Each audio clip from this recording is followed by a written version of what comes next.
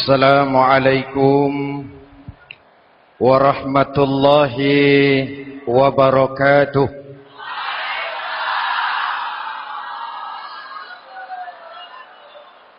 Alhamdulillahi rabbil alamin.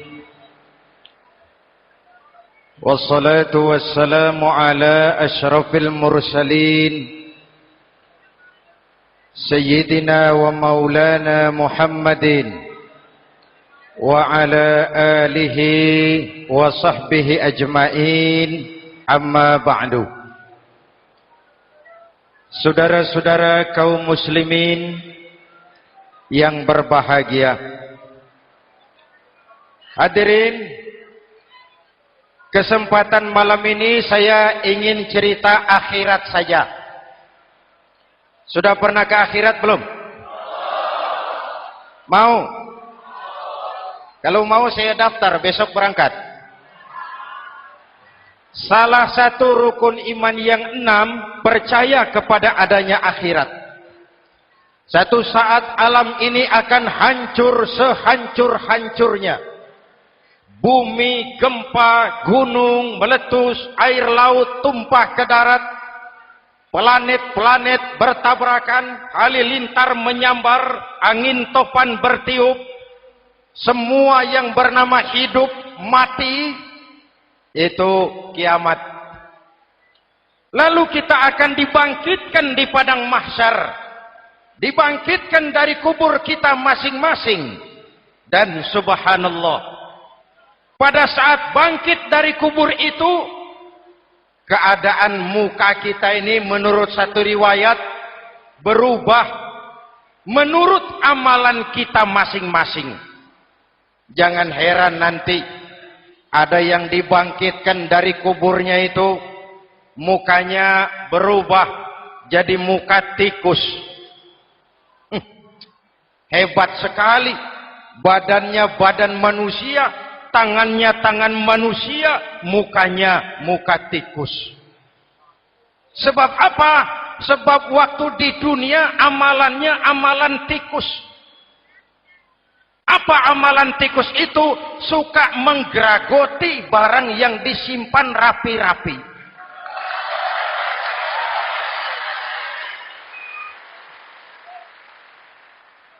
Itu nanti koruptor-koruptor yang menggeragoti uang rakyat. Itu nanti bangkit mukanya muka tikus. Na'udzu.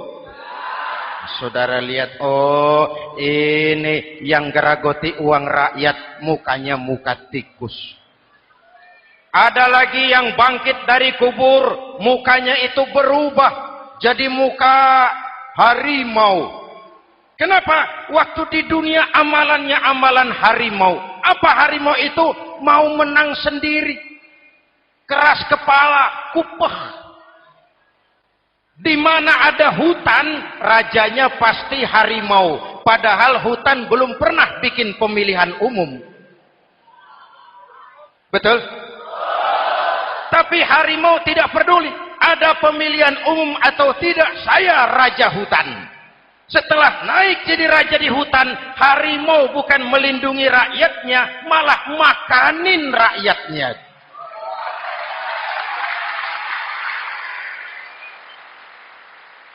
Orang-orang yang mau benar sendiri. Ada lagi yang bangkit dari kubur gagah, mukanya muka ketek. Sebab apa? Waktu di dunia amalannya amalan ketek. Apa ketek itu? Rakus, serakah, tamak. Coba, ketek itu kasih pisang, dimakan. Berikan lagi, pegang, berikan lagi, kakinya yang megang, temannya diberikan, masih dirampas juga, ketek. Serakah, kalau mental ketek masih gentayangan di republik ini, maka pemerataan cuman akan jadi dongeng. Kaum muslimin yang berbahagia, pada saat itu di akhirat nanti, setiap orang sibuk dengan urusannya sendiri-sendiri. boleh jadi setiap kita lalu akan dimintakan pertanggungjawaban jawab. Boleh jadi orang tua tidak sempat lagi mengingat anaknya, saudara tidak lagi sempat memikirkan saudaranya. Tiap orang akan dimintakan pertanggungjawaban jawab. Dalam kondisi seperti itu, Rasulullah mengajarkan sab'atun yudhilluhumullahu yawma la dhilla illa zilluh. Ada 7 golongan manusia yang di akhirat nanti akan langsung mendapat perlindungan dari Allah Subhanahu wa taala. Orang lain sibuk, dia tenang. Orang lain resah dan gelisah, dia ayem. Kenapa? Mendapat perlindungan dari Allah. Sebab ketika di dunia ia memberikan perlindungan kepada orang banyak. Siapa mereka? Mudah-mudahan kita termasuk salah satu di dalamnya. Mencari perlindungan Allah lebih-lebih dalam situasi sekarang ini. Pertama, imamun adil yang akan mendapat perlindungan langsung dari Allah adalah pemimpin yang adil. Sebab apa? Pemimpin yang adil melindungi banyak rakyat, maka pantas di akhirat dilindungi oleh Allah Subhanahu. Kita ini kan zon politikan. Kita ini makhluk yang tidak mungkin hidup sendiri-sendiri. Untuk melaksanakan hajat bersama, kita memerlukan pemimpin. Memilih pemimpin itu tidak sulit. Dalam fikih, ketika sholat, itu dijelaskan bagaimana cara memilih imam. Siapa yang diangkat jadi imam? Pertama, a'lamuhum. Orang yang paling alim di kampungmu siapa? Angkat jadi imam. Yang paling alim, paling menguasai persoalan sehingga bisa membawa bangsa keluar dari kesulitan. Pemimpin yang bisa menyelesaikan masalah, bukan yang menimbulkan masalah.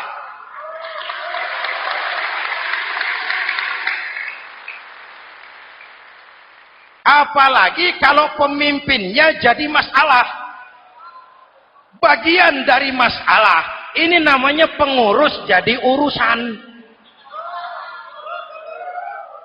A'lamuhum. Pak, di kampung saya ada 2 orang. Alimnya sama. Yang mana yang jadi imam? Afsahuhum. Yang lebih fasih lidahnya. Yang paling pandai menyuarakan aspirasi rakyatnya. Punya sense of crisis.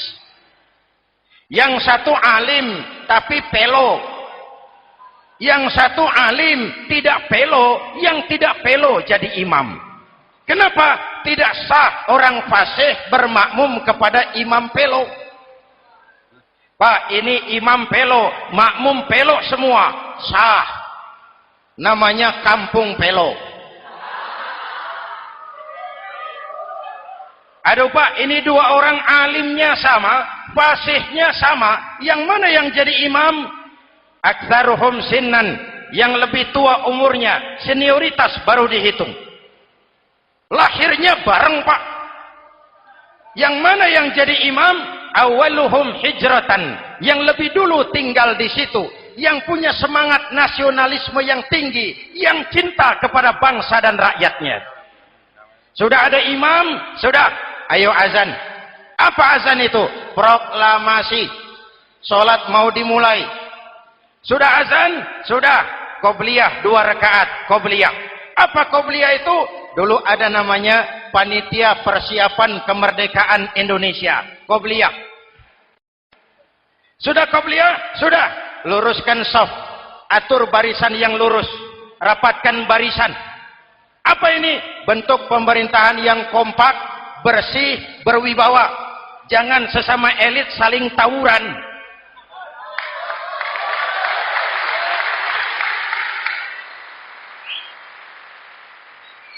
Luruskan shaf. Lalu shaf yang terdepan hendaknya diisi orang yang sedikit alim. Tidak perlu alim betul, sedikit alim. Maksudnya apa? Kalau imam keliru dia bisa tegur. Kalau imam salah dia bisa tegur. Kalau imam batal dia bisa gantikan. Ini wakil-wakil makmum. DPR, DPRD. wakil-wakil makmum. Sudah. Ayo imam, pimpin sholat. Sepakati dulu, kita mau sholat apa? Rakaatnya berapa?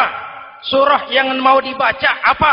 Pakai sujud tilawah apa tidak? Supaya makmum tidak kaget-kagetan. Rakyat harus dikasih tahu pemimpinnya mau kemana. Visinya apa? Supaya makmum ikutnya ikhlas. Jelas? Hadirin yang saya hormati, kita memerlukan pemimpin yang adil, yang menaungi rakyatnya, sehingga dengan demikian nanti mereka akan dinaungi langsung oleh Allah Subhanahu. Mudah-mudahan Allah memberikan kepada kita rakyat dan bangsa Indonesia ini pemimpin yang adil. Saya yakin perjalanan waktu akan mengantarkan kita di mana orang-orang akan terbuka topengnya, sehingga akan jelas mana pembela rakyat, mana penyengsara rakyat.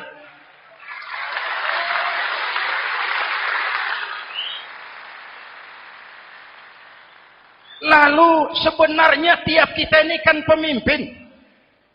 Pak Lurah pemimpin di kelurahannya, Pak Camat pemimpin di kecamatannya, kepala suami pemimpin di rumah tangganya, anak muda pemimpin bagi dirinya, dan setiap kita akan dimintakan pertanggungan jawab tentang apa yang kita pimpin. Marilah setiap kita berusaha menjadi pemimpin yang adil. Satu.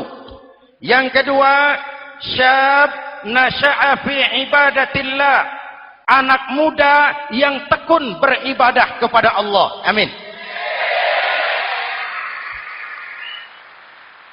Remaja adalah masa depan kita semua. Akan bagaimana Republik Indonesia, bahkan akan bagaimana Islam di Republik Indonesia 20, 30, 40 tahun yang akan datang, anak-anak kita jawabannya. Jelas? Maka menghancurkan Islam tidak usah menyegel masjid, tidak usah menutup pesantren, tidak perlu melarang pengajian, cukup dengan meracuni remaja dan pemuda Islam, menjauhkan mereka dari agama dan ulama. Kalau mereka sudah jauh dari agama dan ulama, tinggal menunggu pergantian generasi.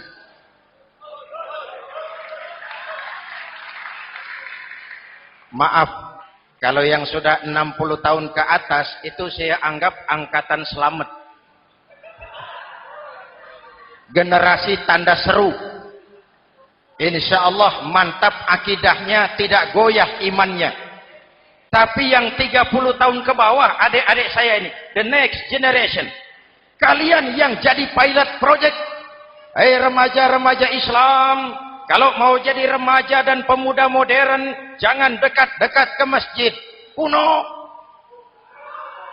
Masjid khusus 70 tahun ke atas. Baca Quran kampungan. Ngaji urusan akhirat. Seiring dengan itu, modernisasi diartikan dengan westernisasi. Kau tidak bisa jadi pemuda modern kalau semua yang datang dari barat belum kau telan mentah-mentah. Kau harus bisa bergaul seperti orang barat, berpakaian seperti orang barat, berumah tangga seperti orang barat, makan minum seperti orang barat. Kalau nyanyi lagunya lagu barat yang orang lain nggak ngerti, kamu juga nggak tahu. Mengalirlah narkoba dalam segala bentuknya. Maka muncullah generasi-generasi santai, generasi-generasi salon yang mencoba mencari pelarian hanya dengan kesenangan sesaat, tapi menghancurkan masa depan yang pasti.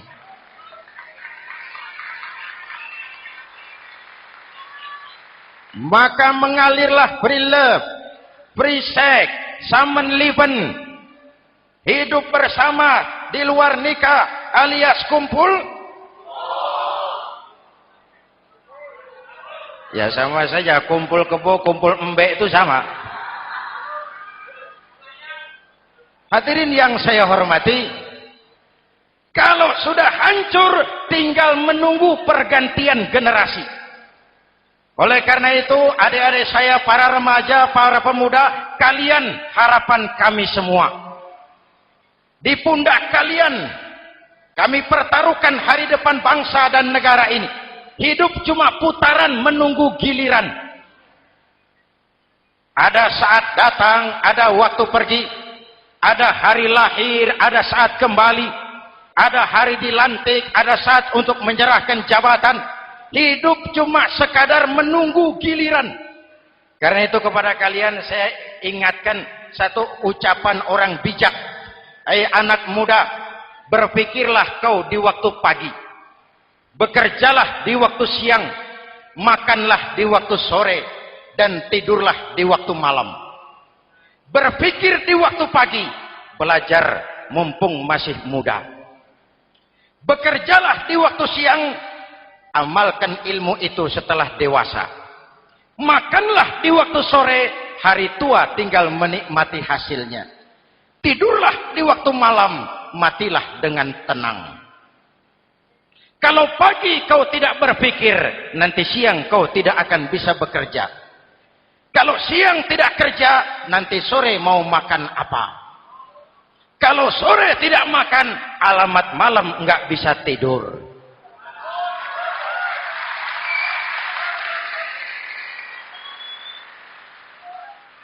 Kalau waktu remaja, waktu muda maunya santai-santai saja, dewasanya bingung. Kalau dewasanya bingung, hari tua terlunta-lunta.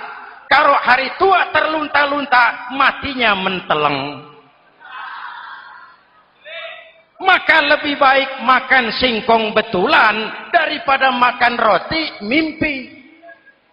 Ayo, makan singkong betulan, makan roti mimpi, lebih bagus mana? Lebih bagus makan roti betulan. Kalau perlu, lebih baik sekolah sambil dagang koran, sekolah sambil parkir mobil, sekolah sambil semir sepatu, daripada petatang peteteng tanpa prospek hari depan yang ada artinya.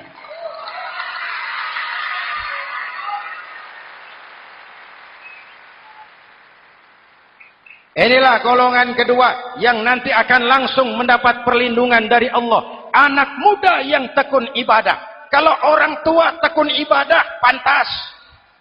Orang tua rajin ibadah, tidak istimewa. Masya Allah Pak, itu orang tahajudnya hebat, wirid yasinnya mantap, puasanya luar biasa, zikirnya mantap. Umurnya berapa? 70. Wajar. Lalarwi sanjo. Sudah larut senja. Kalau 70 masih jadi preman, kapan tobatnya? Tapi kalau ada anak muda, darahnya masih mengalir dengan panas, keinginannya masih sejuta khayal, dia bisa salurkan di jalan Allah, itu amat disukai Allah, dan itu akan mendapat perlindungan langsung dari Allah Subhanahu. Hadirin kaum muslimin di seluruh tanah air yang saya cintai, sekarang kita sampai kepada golongan ketiga yang nanti dinaungi Allah. Itu siapa? Rajulun qalbuhu mu'allaqun bil masajid. Seseorang yang hatinya selalu terpaut kepada masjid.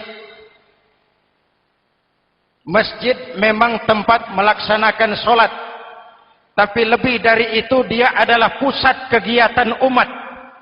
Umat Islam dengan masjid seperti ikan dengan air, tidak boleh berpisah.